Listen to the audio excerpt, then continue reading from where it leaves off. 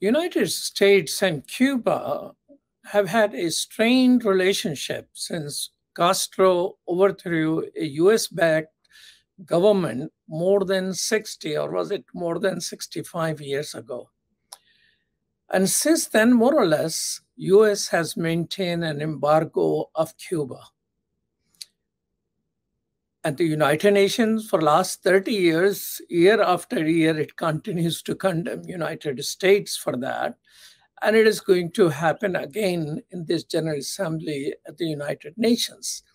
To discuss Cuba and US relations, we have James Early. Welcome to Muslim Network TV. Thank you. A pleasure to join you, particularly on this important topic in our hemisphere. James Early has visited Cuba many times over 45 years. He is former Smithsonian Institution's Assistant Secretary for Education and Public Service. So share with us, is there any other country in the world which US has maintained sanctions for this long? No, this economic warfare is what it should be called. The Cubans call it a blockade. Of course, in the context of US legislation, it is an embargo. That is an important term, the embargo, because it requires that the US public look at legislatively and presidentially how to dismantle that. It's not just an ideological factor. And the United States has maintained a cruel, illegal, unjust, life-defining economic warfare against Cuba under the embargo and under sanctions, both by the last president, Donald Trump, and 200 and some odd new sanction additions added by the Biden-Harris administration. This is an unprecedented imperial imposition by the United States on another country on the globe. So how's Cuba is surviving despite all of this? Well, the Cubans are surviving, I would say, at two basic levels. The history of Cuba in its anti-colonial struggle against Spain and then against the United States has been a stalwart example of national sovereignty, self-determination, and independence, which is admired even among those who oppose its socialist ideology and its socialist constitutional governance system. And so they are committed to these principles within the context of the United Nations of sovereignty, independence, and self-determination. And it is unparalleled in modern history that they have been able to assume that. As a result, they have had to depend on South-South relations, and they have had to learn to, in effect, be frugal and to, at times, starve with dignity. These are two exemplary kinds of propositions, but that one would not wish it on any other country or any other community in the world. And so those are the factors. Those factors have redounded to Cuban multilateral relations in basically all of the countries in the Caribbean and Latin America, calling for the dismantling of this US blockade and for the removal of Cuba from the terrorist list, which is unfounded, undocumented. Last week, I attended with several other US citizens, including Cuban Americans and Iranian Americans, the State Department desk on Cuba to deliver 10,000 individual signatures and to with 100 organizations calling for the removal of Cuba from this unjust, illegal terrorist list for which there is no evidentiary foundation. The significance of that is that all of Latin America and the Caribbean, particularly President Obrador of Mexico, and most recently and quite significantly, President Petro of Colombia, who is calling for removal of Cuba from the terrorist list, because the Cubans have played a very important interlocutor role in helping to resolve the internal civil war over the last 70 years in Colombia, the heart of Latin American interest in Latin America, with 8 US military bases and billions of dollars over the years dedicated to that.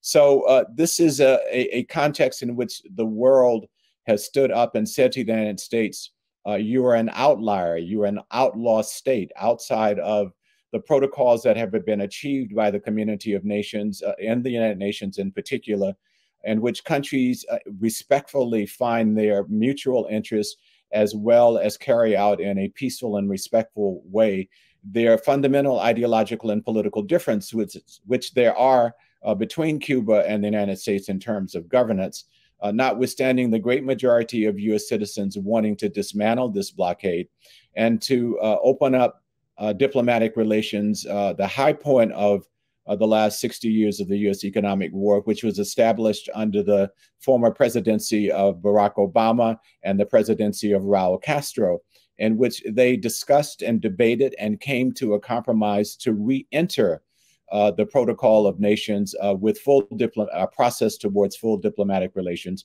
which the Biden-Harris administration now really is a rogue state, an outlaw state, standing outside of that construct, and has been overwhelmingly rejected by the United Nations in the last number of votes, and will be so in the coming days when the UN again votes on this United States blockade against Cuba. U.S. action cannot be just attributed to, in regards to embargo and sanctions and calling it a terrorist state because Cuba is a communist country. What were the other reasons? Because there are other communist countries with whom United States have better relationship. So why Cuba is treated in this particular way? Well, we must remember in the late 1800s with the Monroe Doctrine, when the United States declared that this was its backyard, and it set up international mechanisms to prohibit self-determination on the part of countries that would not conform to the ideological, economic, and political policies of the United States, and punish those countries, along with Haiti, in which the Western Europeans, particularly France, took a punitive measure against the Haitian Revolution in the 1800s, and has continued to pay French slaveholders for the independence of Haiti, which only was concluded in, interestingly, 2015, those payments. And of course, Haiti has become the poorest country in the Western Hemisphere and is in total destruction now as a result of the dominance of U.S. And Western Europe, particularly French and Canadian policies. Where does Cuba follow in this context? Cuba is the second country outside of the United States in this hemisphere that arose to a full self-dependence, independence, sovereignty, and self-determination, defying the policies of the United States government. So the United States has wanted to punish Cuba as an example that you cannot escape the power of imposition of how the United States government and corporate interests would want Cuba to behave. And so it is this little country of 11 million people on a planet of 8 billion. Your question is quite poignant. Why is Cuba so punished by the United States? And because it has stood full force against this imposition. And it has been a model throughout Latin America and the Caribbean for this kind of independence and self-determination, not necessarily becoming socialist. That's not really the question. It's becoming sovereign, independent, and self-determined outside of the imposition, the imperial imposition of major powers like the United States. So this is why Cuba has suffered so. I would say a second reason, and very important, that notwithstanding the fact that Cuba is a small country of 11 million people, again, on a planet of 8 billion, it is the largest island republic in the Caribbean with very little natural resources. It nevertheless has become a stellar country, a model country in international solidarity in biotechnology and healthcare, sharing with the world its 5 independent, sovereign, determined vaccinations against COVID, for example, exporting doctors around the world, even to developed countries. And so the United States does not want to have multiple examples of that. Again, not necessarily socialist examples, but independent-minded examples. And so we are seeing that Cuba, in the context of the family of nations in the Caribbean, the CARICOM countries, basically majority Afro-Anglo-speaking countries, along with Latin American countries, have come together in the community of Latin American and Caribbean nations, explicitly excluding the United States and Canada. Although 99% of those countries maintain bilateral relations with Canada and the United States, they want to be a self-determined, sovereign region of mutual respect and mutual independence, building their relations with the South relations, Brazil, Russia, India, China, etc. We see a dynamic change, and the United States is really concerned that it is losing influence in the region. And Cuba is an example, again, of how countries can maintain their own sovereignty, independence, and self-determination, including those who might choose the route of a plural socialism, not necessarily emanating, trying to imitate Cuba. You know, you mentioned its progress despite all the embargo and sanctions. And the news is that US life expectancy has gone down to 76.1 year, while Cuba is at 79, so 3 years ahead in terms of life expectancy. So how Cuba has been able to achieve that despite and in spite of embargo and sanctions?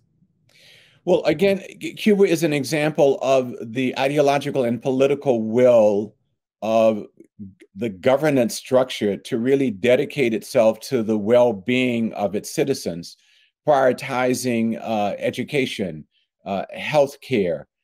We must recall that the first policy of the Cuban Revolution was to teach a fundamentally illiterate population to be able to read, not only to be able to understand the world, but to be able to articulate and to claim how they wanted to see themselves and actualize themselves in the world. They dedicated themselves to free education. According to the United Nations, the Cubans have one of the best educational systems of any nation in the world. Their young people are scoring off the chart in math and science. They have one of the world's three most significant ballet companies. It is most recognized poets and novelists and dance and music. And so this is when public servants commit themselves to the well-being of their citizens. Cuba is a constitutional socialist elected government. It elects its representatives different from other places. It is not a dictatorship in that regard, as the United States would have us believe. And so that it is an example. What if the United States were able to dedicate its public policies to universal health care, which both Republicans and Democrats oppose, and which the Social Democrats and the Democratic Socialists inside the Democratic Party are opposed when they advance policies like universal health care or improvement in the wages of ordinary working class people. So this is another signal area in where political policy has distinguished Cuba, and where the United States, this huge economic power, is unable to muster the political will to provide for its own citizens. Cuba has one of the lowest mortality rates on the entire globe. How is it that little Cuba, with almost no natural resources, is able to produce 5 anti-COVID vaccines, and the United States is lagging behind in its commercialization of vaccine policies? These are issues about Cuba that the United States wants to prevent U.S. citizens from traveling to Cuba to see for themselves of what political will can do. And of course, we are a country with far more resources than Cuba, and just easily imagine what here in the United States we could do, not only for our citizen population, but in solidarity with other countries of the world. The United States has embarrassingly only offered Cuba $2 million for its recent catastrophe in the the refineries in Matanzas. $2 million piddling dollars, and we're spending billions of dollars watching the death of ordinary Ukrainians and ordinary Russian citizens while we will only dedicate $2 million to a country that has been in solidarity in healthcare with countries around the world. So these are contradictions that U.S. citizens need to address at the ballot box, not just raising our moral outrage, but these are inhumane policies that are killing children, prohibiting children from having access to kidney machines, and the lack. And as U.S. citizens, as U.S. residents, as U.S. immigrants, we should demand of our governance representatives at local, state, and federal levels to join the community of nations again to find mutually beneficial relations, but also where governments think there should be strong ideological and political debates to carry those on, but in a peaceful way within the context that the community of nations has developed since 1947 in the United Nations. Well, thank you so much, James, certainly for your time. Truly appreciate it. I appreciate your audience listening, and please act out your citizenship by saying to your political representatives how we should re-enter the protocols of the nations of the world. Thank you.